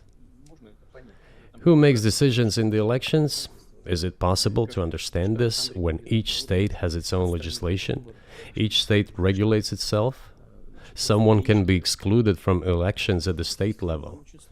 It is a two-stage electoral system. It is very difficult for us to understand it. Certainly, there are two parties that are dominant, the Republicans and the Democrats. And within this party system, the centers that make decisions, that prepare decisions. Then, look, why, in my opinion, after the collapse of the Soviet Union, such an erroneous, crude, completely unjustified policy of pressure was pursued against Russia? After all, this is a policy of pressure. NATO expansion, support for the separatists in Caucasus, creation of a missile defense system. These are all elements of pressure. Pressure, pressure, pressure. Then, dragging Ukraine into NATO is all about pressure, pressure, pressure. Why? I think, among other things, because excessive production capacities were created. During the confrontation with the Soviet Union, there were many centers created and specialists on the Soviet Union who could not do anything else. They convinced the political leadership that it is necessary to continue chiseling Russia, to try to break it up, to create on this territory several quasi-state entities, and to subdue them in a divided form, to use their combined potential for the future struggle with China. This is a mistake, including the excessive potential of those who worked for the confrontation with the Soviet Union. It is necessary to get rid of this. There should be new, fresh forces, people who look into the future and understand what is happening in the world. Look at how Indonesia is developing. 600 million people. Where can we get away from that? Nowhere. We just have to assume that Indonesia will enter. It is already in the club of the world's leading economies, no matter who likes it or dislikes it. Yes, we understand and are aware that in the United States, despite all the economic problems, the situation is still normal, with the economy growing decently.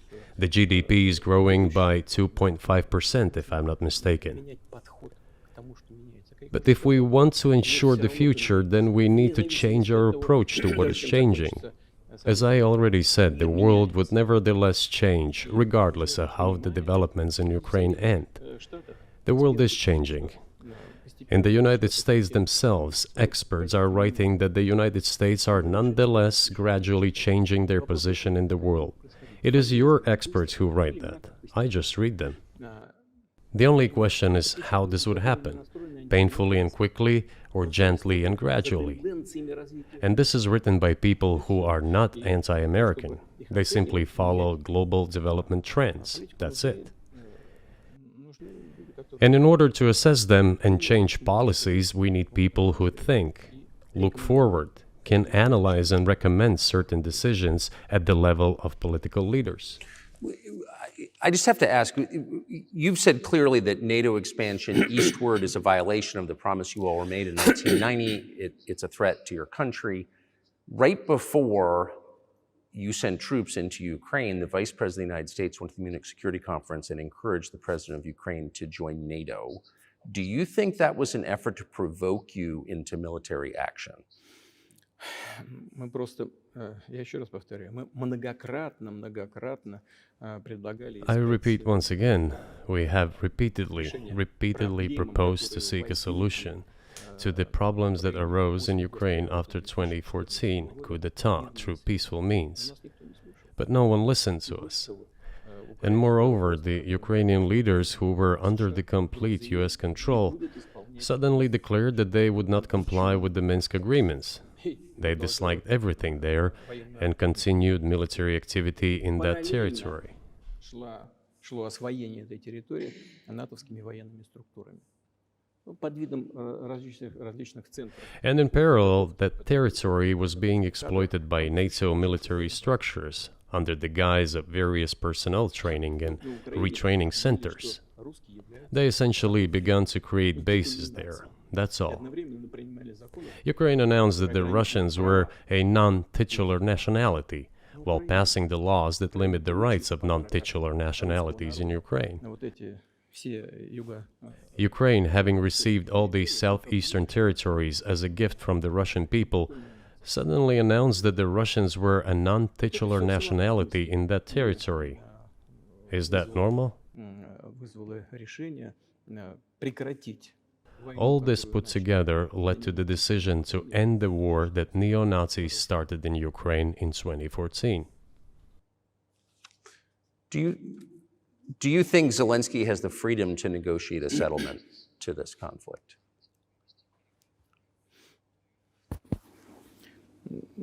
I don't know the details. Of course, it's difficult for me to judge. But I believe he has, in any case, he used to have.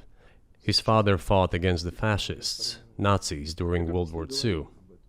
I once talked to him about this. I said, Volodya, what are you doing? Why are you supporting neo-Nazis in Ukraine today, while your father fought against fascism? He was a frontline soldier. I will not tell you what he answered. This is a separate topic, and I think it's incorrect for me to do so. But as to the freedom of choice, why not? He came to power on the expectations of Ukrainian people that he would lead Ukraine to peace. He talked about this. It was thanks to this that he won the elections overwhelmingly. But then, when he came to power, in my opinion, he realized two things. Firstly, it is better not to clash with neo-Nazis and nationalists, because they are aggressive and very active. You can expect anything from them. And secondly, the US-led West supports them and will always support those who antagonize with Russia. It is beneficial and safe. So he took the relevant position despite promising his people to end the war in Ukraine. He deceived his voters. But do you think at this point, as of February 2024, he has the latitude, the freedom to speak with you or your government directly about putting an end to this, which clearly isn't helping his country or the world? Can he do that, do you think? Ну, а почему нет? Он же Why not? He considers himself head of state. He won the elections. Although we believe in Russia that the coup d'etat is the primary source of power for everything that happened after 2014. And in this sense, even today, government is flawed. But he considers himself the president, and he is recognized by the United States, all of Europe, and practically the rest of the world in such a capacity. Why not? He can. We negotiated with Ukraine in Istanbul. We agreed. He was aware of this. Moreover, the negotiation group leader, Mr. Arahamiya is his last name, I believe still heads the faction of the ruling party, the party of the president in the Rada. He still heads the presidential faction in the Rada, the country's parliament. He still sits there. He even put his preliminary signature on the document I am telling you about. But then he publicly stated to the whole world, we were ready to sign this document, but Mr. Johnson, then the Prime Minister of Great Britain, came and dissuaded us from doing this, saying it was better to fight Russia. They would give everything needed for us to return what was lost during the clashes with Russia. And we agreed with this proposal. Look, his statement has been published. He said it publicly. Can they return to this or not? The question is, do they want it or not? Further on, President of Ukraine issued a decree prohibiting negotiations with us. Let him cancel that decree, and that's it. We have never refused negotiations, indeed. We hear all the time, is Russia ready? Yes, we have not refused. It was them who publicly refused. Well, let him cancel his decree and enter into negotiations. We have never refused. And the fact that they obeyed the demand or persuasion of Mr. Johnson, the former Prime Minister of Great Britain, seems ridiculous and very sad to me. Because, as Mr. Arahamiya put it, we could have stopped those hostilities with war a year and a half ago already. But the British persuaded us and we refused this. Where is Mr. Johnson now? And the war continues. That's a good question. Where do you think he is and why did he do that?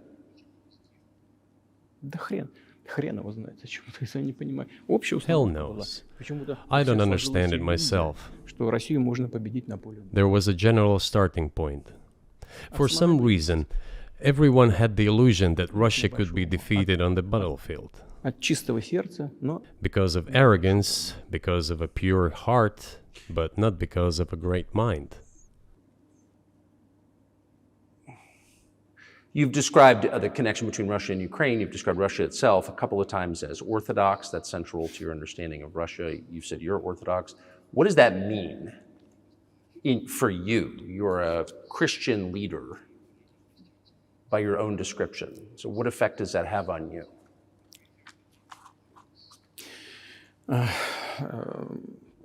You know, as I already mentioned, in 988, Prince Vladimir himself was baptized following the example of his grandmother, Princess Olga. And then he baptized his squad. And then, gradually, over the course of several years, he baptized all the Rus. It was a lengthy process, from pagans to Christians. It took many years. But in the end, this orthodoxy, Eastern Christianity, deeply rooted itself in the consciousness of the Russian people. When Russia expanded and absorbed other nations who profess Islam, Buddhism, and Judaism, Russia has always been very loyal to those people who profess other religions. This is her strength. This is absolutely clear. And the fact is that the main postulates, main values are very similar, not to say the same, in all world religions I've just mentioned, and which are the traditional religions of the Russian Federation, Russia. By the way, Russian authorities were always very careful about the culture and religion of those people who came into the Russian Empire. This, in my opinion, forms the basis of both security and stability of the Russian statehood. All the peoples inhabiting Russia basically consider it their motherhood. If, say, people move over to you or to Europe from Latin America, an even clearer and more understandable example, people come, but yet they have come to you or to European countries from their historical homeland. And people who profess different religions in Russia consider Russia their motherland. They have no other motherland. We are together. This is one big family, and our traditional values are very similar. I've just mentioned one big family, but everyone has his, her own family. And this is the basis of our society. And if we say that the motherland and the family are specifically connected with each other, it is indeed the case, since it is impossible to ensure a normal future for our children and our families unless we ensure a normal, sustainable future for the entire country, for the motherland. That is why patriotic sentiment is so strong in Russia. But can I say that the one way in which the religions are different is that Christianity is specifically a nonviolent religion. Jesus says, turn the other cheek, don't kill. How can a leader who has to kill, of any country, how can a leader be a Christian? How do you reconcile that to yourself?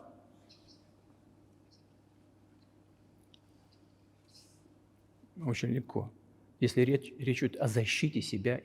is very easy when it comes to protecting oneself and one's family, one's homeland. We won't attack anyone.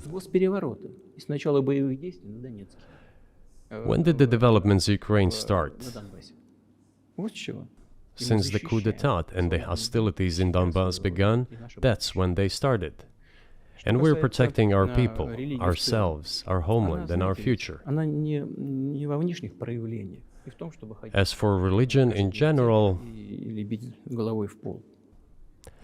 you know, it's not about external manifestations. It's not about going to church every day or banging your head on the floor. It is in the heart. And our culture is so human-oriented. Dostoevsky, who was very well known in the West and the genius of Russian culture, Russian literature, spoke a lot about this, about the Russian soul.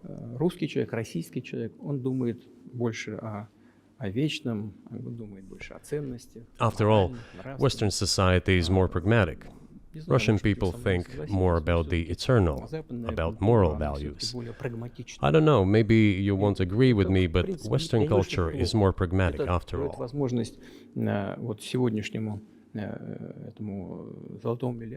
I'm not saying this is bad. It makes it possible for today's golden billion to achieve good success in production, even in science and so on. There's nothing wrong with that.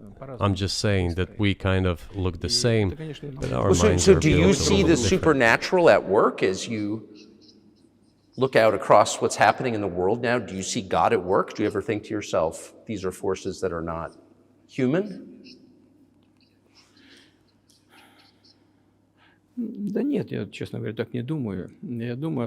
No, to be honest, I don't think so. My opinion is that the development of the world community is in accordance with the inherent laws, and those laws are what they are. It's always been this way in the history of mankind. Some nations and countries rose, became stronger and more numerous, and then left the international stage, losing the status they had accustomed to. There is probably no need for me to give examples, but we could start with the Genghis Khan and horde conquerors, the Golden Horde, and then end with the Roman Empire. It seems that there has never been anything like the Roman Empire in the history of mankind. Nevertheless, the potential of the barbarians gradually grew, as did their population. In general, the barbarians were getting stronger and began to develop economically, as we would say today. This eventually led to the collapse of the Roman Empire and the regime imposed by the Romans. Этот процесс However, разложения Великой it took Римской 5 империи centuries for the Roman Empire to fall apart. в сегодняшней ситуации The разница в difference сегодняшней with what is ситуации happening в том, now что процессы изменений is that сегодня all the идут processes гораздо of быстрее, change чем are во времена happening Римской at a much faster pace than in Roman times. So when does the AI empire start, do you think? У меня все в более You're сложные asking вопросы. increasingly more complicated questions. To answer them, you need to be an expert in big Для того, numbers, чтобы big ответить, data, надо быть, and конечно, AI. специалистом в Mankind is сфере currently чисел, facing many threats. в сфере вот Due to этого the искусственного genetic интеллекта. researches, it is now possible to Человечество много create a угроз. superhuman, a Исследования в specialized области human being, генетики, a genetically engineered athlete, scientist, military man. There are reports that Elon Musk had already had a chip implanted in the human brain in the USA. Илон Маск внедрил уже чип в мозг какого-то человека. What do you think of that? Ну, Маска, я думаю, что Маска остановить Well, невозможно. I think there's no stopping Elon Musk. He will Но do надо as с he ним как-то sees fit. договариваться. Надо искать какие-то Nevertheless, способы, you need to find some убедить его. common Не ground просто with him, умничать, то есть search for уверен, ways to что persuade надо с him. ним как-то I договариваться. think he's a Этот smart процесс, person, I truly believe he is. нужно So you need to контролировать reach an agreement with him правильно. because this Человечество, process конечно, needs to be думает formalized and на subjected to по certain поводу rules. того, что будет происходить с ним в связи с развитием вот этих новейших исследований и технологий в генетике. либо Humanity в has to искусственном consider интеллекте. what is going to happen due Прогнозировать to the можно newest примерно, development что in будет происходить. genetics Поэтому or in AI.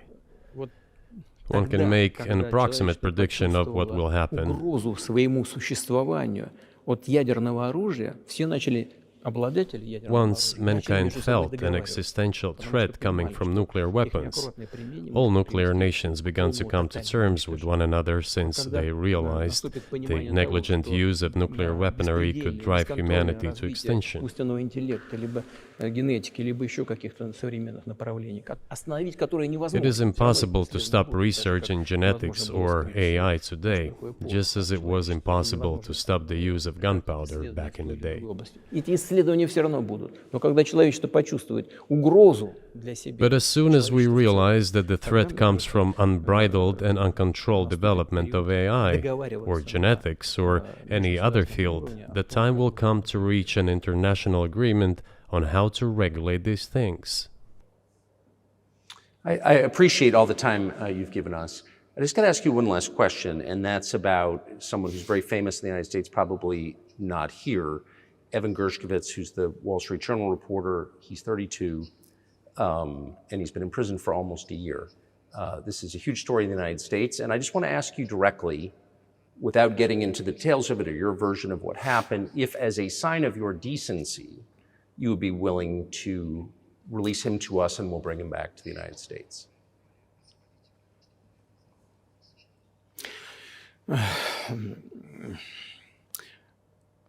Мы столько сделали жестов доброй воли, что, мне кажется, мы исчерпали все лимиты. We have done so many gestures of goodwill out of decency that I think we have run out of them. Ни разу не ответил.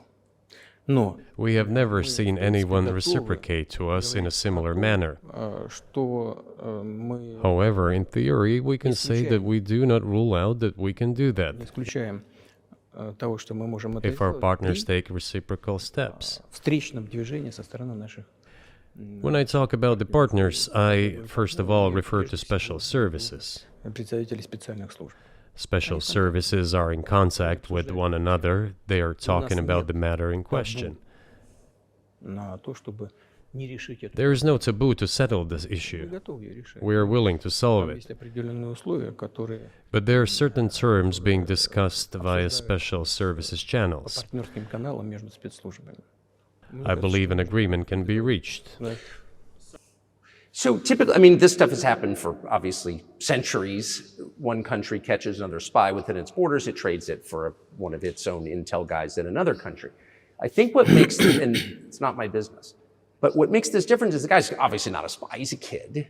And maybe he was breaking your law in some way, but he's not a super spy, and everybody knows that. And he's being held hostage in exchange, which is true. With respect, it's true, and everyone knows it's true.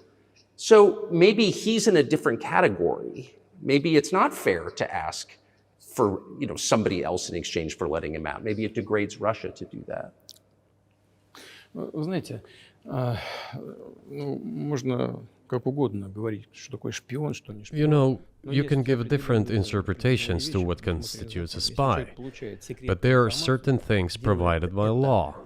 If a person gets secret information and does that in conspiratorial manner, then this is qualified as espionage. And that is exactly what he was doing. He was receiving classified, confidential information, and he did it covertly. Maybe he did that out of carelessness or his own initiative. Considering the sheer fact, this is qualified as espionage. The fact has been proven, as he was caught red-handed when he was receiving this information. If it had been some far-fetched excuse, some fabrication, something not proven, it would have been a different story then. But he was caught red-handed when he was secretly getting confidential information. What is it then? But are you suggesting that he was working for the US government or NATO, or he was just a reporter who was given material he wasn't supposed to have? Those seem like very different things. Я не знаю, на кого он работал. Но повторяю еще раз. I don't know who he was working for, but I would like to reiterate that getting classified information in secret is called espionage, and he was working for the US Special Services, some other agencies. I don't think he was working for Monaco, as Monaco is hardly interested in getting that information. It is up to special services to come to an agreement. Some groundwork has been laid. There are people who, in our view, are not connected with special services. Let me tell you a story about a person serving a sentence in an allied country of the US. That person, due to patriotic sentiments, eliminated a bandit in one of the European capitals. During the events in the Caucasus, do you know what he was doing?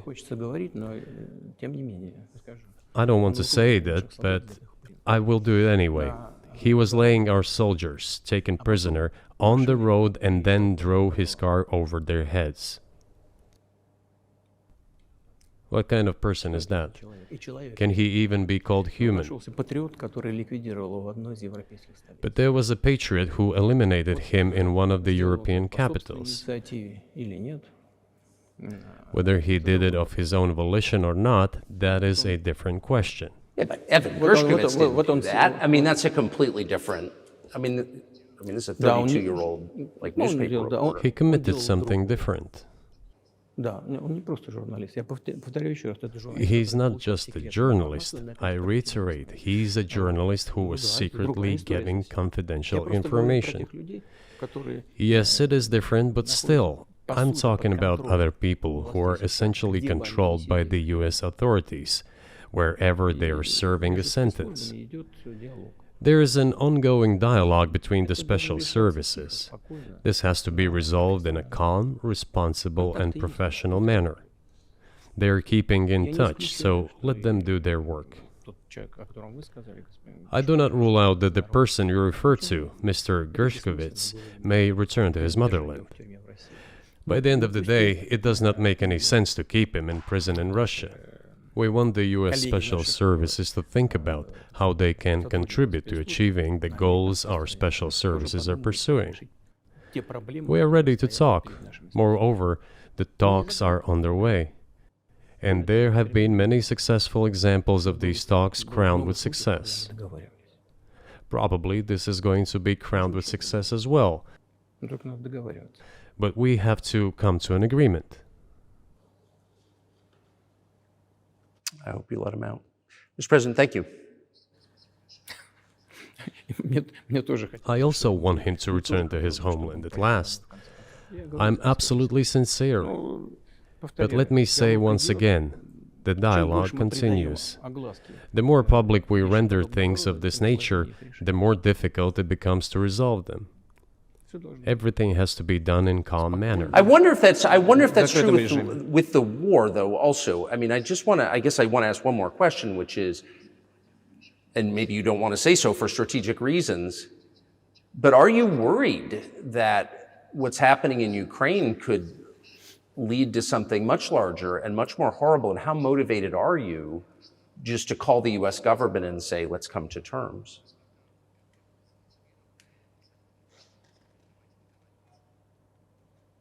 Так, послушайте, я же сказал. I already said that we did not refuse to talk. We are willing to negotiate. It is the Western side, and Ukraine is obviously a satellite state of the US. It is evident. I do not want you to take it as if I'm looking for a strong word or an insult, but we both understand what is happening. The financial support, 72 billion US dollars, was provided. Germany ranks second, then other European countries come. Dozens of billions of US dollars are going to Ukraine. There's a huge influx of weapons. In this case, you should tell the current Ukrainian leadership to stop and come to negotiating table, rescind this absurd decree. We did not refuse. Sure, but you already said it. I didn't think you meant it as an insult because you already said correctly, it's been reported that Ukraine was prevented from negotiating a peace settlement by the former British Prime Minister acting on behalf of the Biden administration. So of course they're a satellite. Big countries control small countries. That's not new.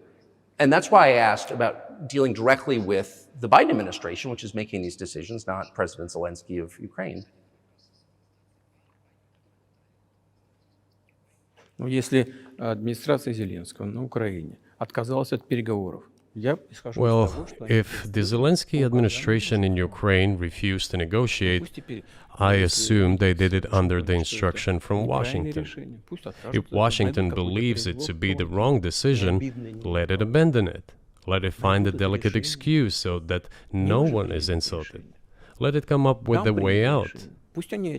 It was not us who made this decision, it was them. So let them go back on it. That is it. However, they made the wrong decision, and now we have to look for a way out of the situation to correct their mistakes. They did it, so let them correct it themselves. We support this. So I just want to make sure I'm not misunderstanding what you're saying. I don't think that I am. I think you're saying you want a negotiated settlement to what's happening in Ukraine.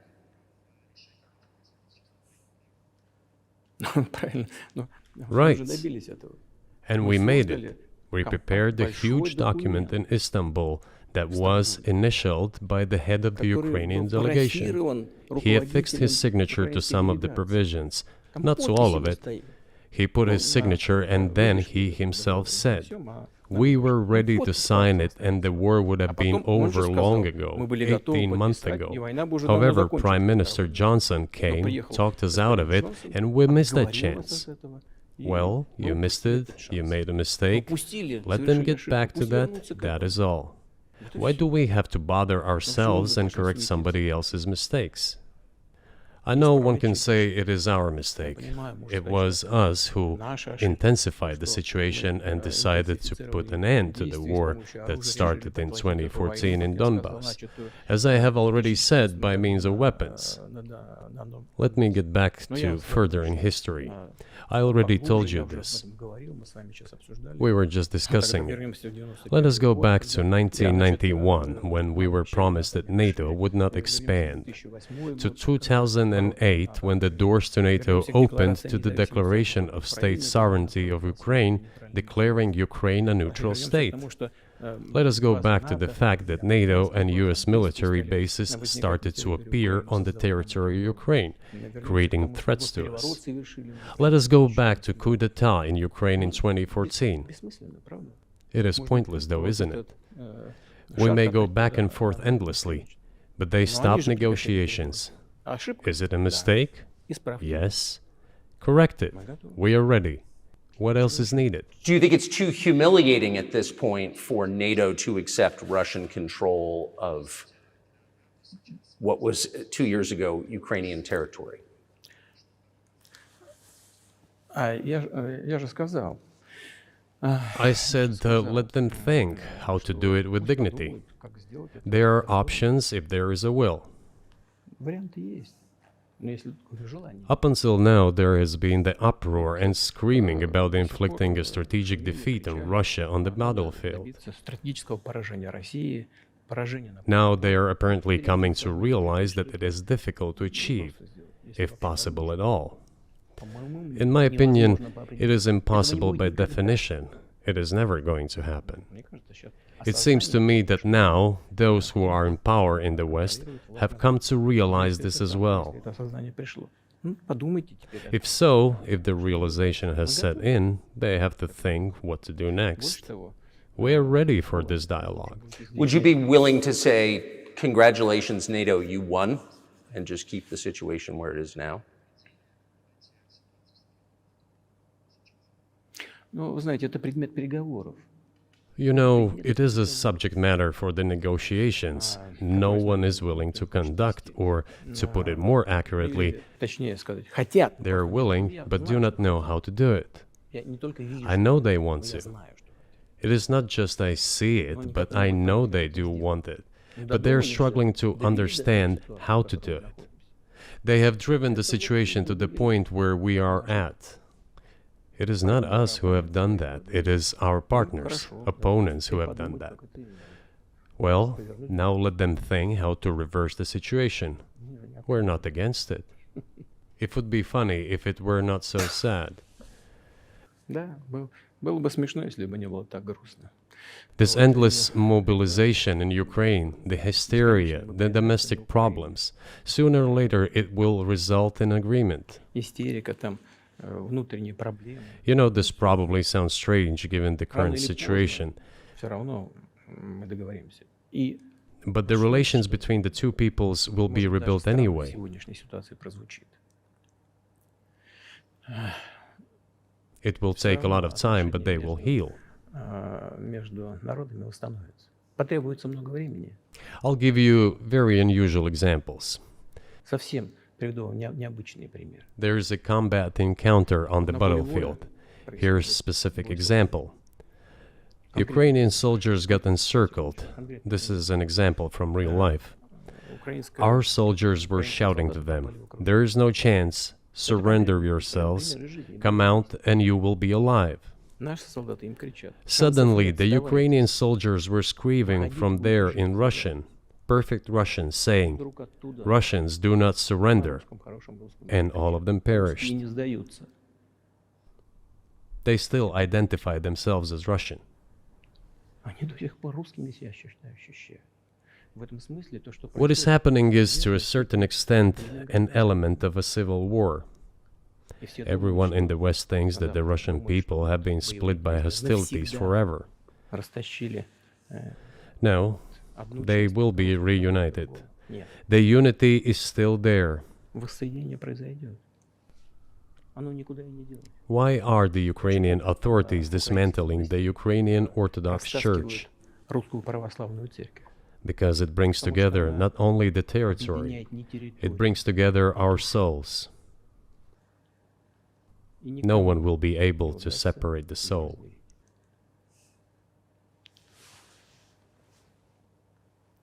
Shall we end here, or is there anything else? No, I think that's great. Спасибо. Thank you, Mr. President. Free speech is bigger than any one person or any one organization. Societies are defined by what they will not permit. What we're watching is the total inversion of virtue.